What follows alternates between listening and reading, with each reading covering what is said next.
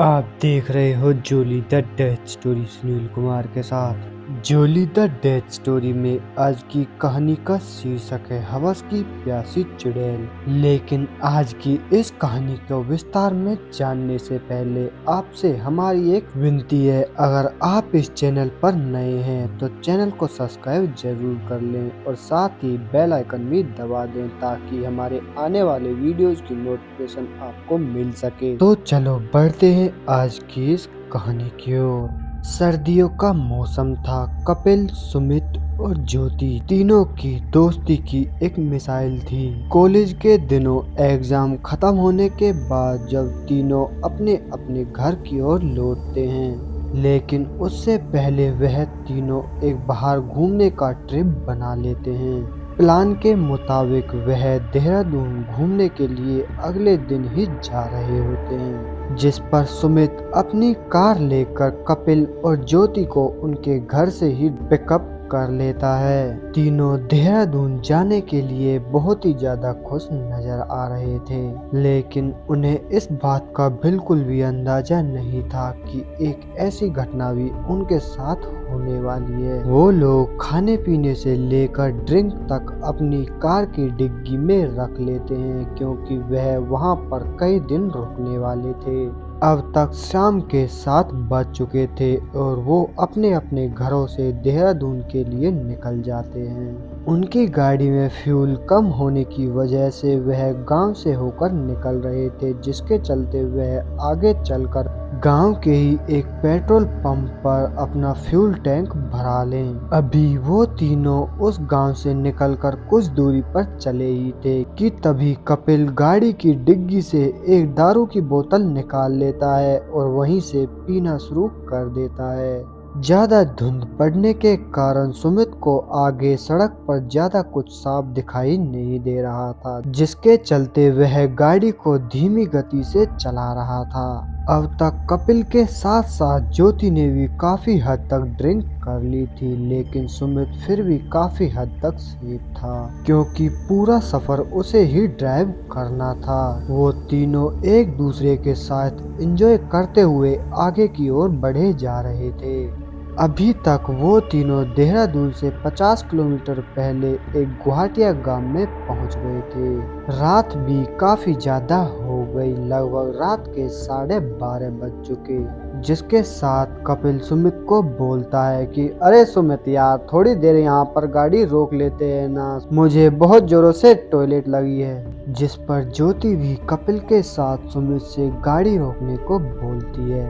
कपिल ने अब तक टॉयलेट भी कर ली, जिसके साथ वो तीनों वहां से चल दिए। वो अभी कुछ दूरी पर चले ही थे कि अचानक से उनके सामने एक ऐसा रोड आ जाता है जिसे देखकर उन्हें यह मालूम नहीं हो रहा था कि आखिर सही रास्ता कौन सा है कि तभी अचानक से कपिल की नजर एक सामने खड़े एक बोर्ड पर पड़ती है, जिस पर साफ साफ लिखा हुआ था 12 बजे के बाद इस रास्ते से ना गुजरे। लेकिन तभी नशे में धुत कपिल और ज्योति वहीं पर सुमित से बहस करने लगते हैं कि आज हम इसी रास्ते से जाने वाले हैं, जिस पर सुमित उनसे वहां से ना जाने के लिए बहुत ही ज्यादा कहता है। साथ ही बोर्ड पर दी हुई चेतावनी के बारे में भी उन्हें बताता है, लेकिन वो दोनों सुमित की किसी भी बात को मानने के लिए तैयार नहीं थे, जिस पर सुमित ना चाहते हुए भी वहां से जाने के लिए तैयार हो गया। लेकिन उन्हें इस बात का बिल्कुल भी अंदाजा नहीं था कि आगे उनके साथ क्या होने वाला है। उन्होंने अभी उस बोर्ड को पार किया ही था कि अचानक से सुमित की नजर एक बुढ़िया पर पड़ती है, जो कि सफेद लिबास पहने हुए उस बोर्ड के कुछ पीछे खड़ी थी। लेकिन सुमित इस बात को भ्रम समझ के आगे की ओर निकल जाते हैं। लेकिन सुमित को इस बात का तो बिल्कुल अंदाजा लग गया था कि आज उनके साथ कुछ ना कुछ बुरा होने वाला है। अब तक वो तीनों उस भयानक जंगल के बहुत ही ज्यादा अंदर चले गए थे, लेकिन वह जंगल खत्म होने का नाम ही नहीं ले रहा था। वह जितना भी चले लेकिन घूम फिर कर उसी जगह पर बार बार आ रहे थे। इतना होता देख अब कपिल और ज्योति का नशा पूरी तरह से उतर चुका था और तीनों वहां पर डर से कांपने लगते हैं कि तभी अचानक से कपिल की नजर एक बोर्ड पर जाती है और तभी वह सुमित को कहने लगता है कि देखो ये बोर्ड यहाँ से है और हम दोबारा से आते हैं और ये बोर्ड यहाँ पर आता है या नहीं। लेकिन जैसे ही वो उस रास्ते पर आगे की ओर बढ़ते हैं तो घूमते हुए वह उसी बोर्ड पर दोबारा आ जाते हैं जहाँ से उन्होंने पहले स्टार्ट किया था। इतना होता देख अब उन तीनों के पसीने छूट गए और बहुत ही ज्यादा घबराने लगे और ज्योति वहीं पर रोने लगी। उन तीनों के चेहरों की हवाइयां उड़ गई लेकिन तभी सुमित उनसे कहता है कि हमें अभी घबराना नहीं चाहिए, हमें हिम्मत से काम लेना चाहिए अगर यहाँ से निकलना है तो। और इतना कहकर वह ज्योति को किसी तरह से शांत करा लेता है कि तभी कपिल सुमित को कहने लगा कि तुम गाड़ी को बिल्कुल भी मत रोकना और बस आगे की तरफ चलते जाओ, किसी तरह हमें सुबह होने का इंतजार करना है। लेकिन उनकी गाड़ी में अब इतना ऑयल नहीं था कि वो आगे का सफर उस गाड़ी को चलाते हुए ही तय कर सकें। उन तीनों के लिए यह भी एक बहुत ज्यादा चिंता का विषय बन गया। लेकिन कुछ दूरी पर आगे चलने के बाद उनकी गाड़ी अचानक से बंद हो गई। जैसे ही सुमित ने चेक किया लेकिन ऑयल अभी बचा हुआ था। धुंध इतनी ज्यादा बढ़ चुकी थी कि सामने कुछ भी नजर नहीं आ रहा था। लेकिन कुछ देर बाद उनकी गाड़ी के सामने एक आवाज सुनाई देती है। जैसे ही वो सामने की तरफ देखते हैं तो पाते हैं उनकी गाड़ी के सामने एक लड़की खड़ी थी जिसने सफेद कपड़े पहने हुए थे और उसका चेहरा बहुत ही ज्यादा डरावना और अलग सा था, जिसे देखकर वो तीनों डर के कारण बहुत जोर जोरों से चिल्लाने लगे। लेकिन सुमित उन्हें चुप करने को बोलता है और उस लड़की से हटने के लिए इशारा करता है, लेकिन वह लड़की उनकी कोई भी बात का जवाब नहीं दे रही थी और बिना हिले डुले उनकी गाड़ी के सामने ही खड़ी रही। लेकिन अचानक से कुछ देर बाद वह लड़की वहां से गायब हो गई और इधर उधर देखने पर भी उन तीनों को वह कहीं पर भी नजर नहीं आई। जिस पर सुमित उनसे बोलने लगा कि मैं गाड़ी को अभी बाहर जाके देखता हूँ और ठीक करके आता हूँ और मेरे पास एक तावीज है जिससे मुझे कुछ नहीं होने वाला। और इतना कहकर सुमित गाड़ी से नीचे उतर जाता है। सुमित ने अभी अपनी गाड़ी का बोनट ओपन किया ही था यह देखने के लिए कि आखिर गाड़ी में पेट्रोल होने के बावजूद भी गाड़ी कैसे बंद हो गई। सुमित को कुछ देर जांच करने के बाद गाड़ी में कोई भी तकनीकी खराबी ना मिलने पर सुमित ने गाड़ी का बोनट ज्यों का त्यों बंद कर दिया।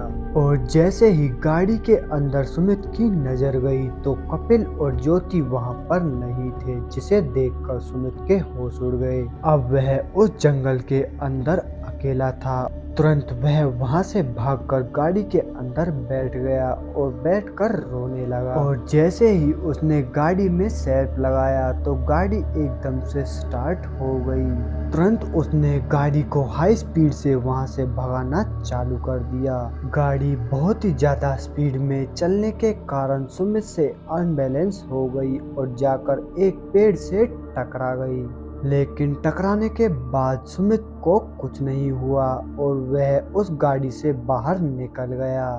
अब इतने भयानक जंगल में खड़ा वह अकेला बहुत ही ज्यादा डर रहा था। डर के कारण उसके मुंह से अब आवाज भी नहीं निकल रही थी। किसी तरह से वह वहां से भागने लगा और भागता भागता वह एक घर के पास पहुंच गया, जिसे देख सुमित ने थोड़ी राहत की सांस ली और अब वह मन ही मन यह भी सोचने लगा कि शायद अब उसकी जान बच जाए। जैसे ही सुमित उस घर के नजदीक पहुंचा तो तुरंत उसने घर के दरवाजे को खटखटाना शुरू कर दिया। लेकिन उस दरवाजे को खोलने के लिए कोई पुरुष नहीं बल्कि एक महिला आई, जो कि अपने आप में बहुत ही ज्यादा खूबसूरत थी। सुमित बहुत ही ज्यादा जोरों से हाँफ रहा था, जिसने सुमित को अंदर बुला लिया और सुमित एक चारपाई पर जाकर बैठ गया। उस खूबसूरत लड़की को देखकर सुमित के मन में अब नए नए विचार बहाने लगे। लेकिन उससे पहले सुमित ने उस लड़की से एक गिलास पानी मांग लिया, जिस पर वह लड़की पानी लेने के लिए एक और दरवाजे के अंदर चली गई और जैसे ही वो पानी लेकर बाहर की ओर निकली, तुरंत उसने अपना हाथ आगे की ओर बढ़ाकर सुमित की तरफ कर दिया। जैसे ही सुमित की नजर उस पर पड़ी तो उसका शरीर पूरी तरह से नग्न था, एक भी वस्त्र उसके शरीर पर नहीं थे।